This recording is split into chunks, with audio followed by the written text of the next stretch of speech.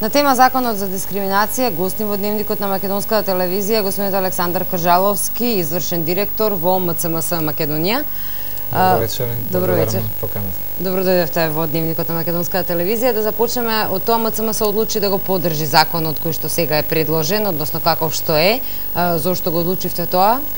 МЦМС значи ги поддржа два закона се во финишот на собраниската расправа во овој период, Законот за здруженија и фондации и Законот за спречување и заштита од дискриминација. Значи двата имаат подолга историја од 2004 кога МЦМС беше првиот предлагач на еден ваков закон за недискриминација, а работиме од 93-та од почетокот, значи на другиот закон за здруженија и фондации кој сега се донесува како нов закон од 98 верзијата. Значи трет пат носиме закон за таа област. Вие во првично во вашиот предлог имавте споменато и сексуалната ориентација како дел од овој закон, а еве сега не е во овие предлози што веќе се стаснени до собранието. Зошто сепак одлучивте да го поддржите? Нешто се постигна некој договор? За разлика од Закон за здруженија и фондации кој имаше добар предлог и со измените се прави многу добар, веројатно пример за регионот, предлогот што стигна во собрание за Закон за недискриминација или за спречување и заштита од дискриминација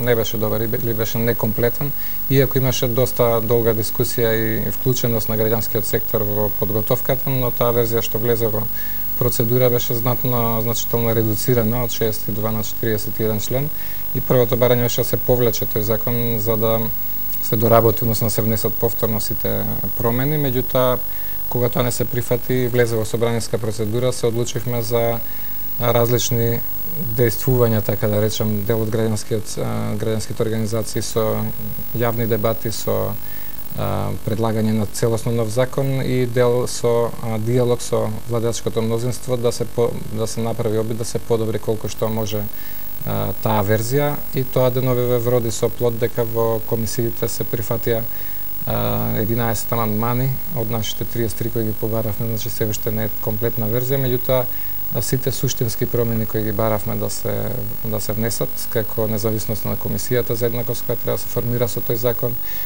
проширување на облиците на дискриминација кои се предмет на заштита, со виктимизација, обезбедување на добри услуги, повикување и потекнување на дискриминација, потоа редефинирање комплетно на исклучоците и внесување, проширување на основите на дискриминација. За жал не се прифати тој дел за сексуална ориентација, меѓутоа со овие промени значително се подобрува верзијата која беше внесена во собранието и сметаме дека во оваа фаза е веќе добар предлог. Дали законот ќе биде добар? Дали ќе го имаме само на хартија или ќе може да се употреби во пракса ваков како што е сега со овие измени кои што се прифатени ваши? Па со оваа верзија веќе доста се доближува до сите европски стандарди и стандардите на Советот Европа кои слушавме предходните вести. Сега ќе председаваме со Советот на Европа, така да време е да го донесеме конечно овој закон. Дали ќе се применува, тоа ќе е прашање на праксата, односно да и сега има заштита од дискриминација, меѓутоа нема ниеден случај на судски случај да побарал некој таква заштита. Сметаме дека со донесувањето на овој закон и со формирањето особено на комисијата ќе се промовира прашањето, ќе се оние кои се плашат да се дискриминирани или се чувствуваат дискриминирани ќе се охрабрат да се обратат до таа комисија за да го согледаме колкав е проблемот всушност, а потоа да се решава слично како што беше со прашањето на семејно насилство, додека не почна да се зборува по медиумите и додека не почна практични случаи да излегуваат на површина, не се знаеше обемот. Мислите доколку сексуалната ориентација не е изричито спомената, односно точно наведена во овој закон, дека тогаш не би се успеало сето ова, односно не би се охрабриле ваквите случаи за да се смени свеста или понатак? Да, тоа е едно прашање кое најмногу се дебатира, иако не го сметам за најважно во овој дел на донесувањето на законот, но и со едното и со другото решение мислам дека тие што заговарат едното и другото се во право. Значи сексуалната ориентација е експлицитно спомената во директивите, па и во тоа е другата страна приказка, значи веќе има во нашата легислатива, така да не гледам причини да не се донесе, меѓутоа и да не ја пишува експлицитно, пишува по било која друга основа, така да ќе постои заштита по било која основа, значи ако се чувствуваат луѓето дискриминирани, ќе можат и по таа основа да се обратат. И сега прашање на политичка проценка веројатно и тука И знам дека ќе има амандмани за тоа, така да уште не е завршен процесот и до крајот на собраниската расправа, веројатно идната недела, постои можност уште некои корекции да се направат. Очекувате ли да се подигне свеста или да се подигне бројот на случаи кои што ќе бараат правда? Како е сега ситуацијата? Постојат ли случаи на луѓе кои што поради сексуалната ориентација били дискриминирани на работа или не?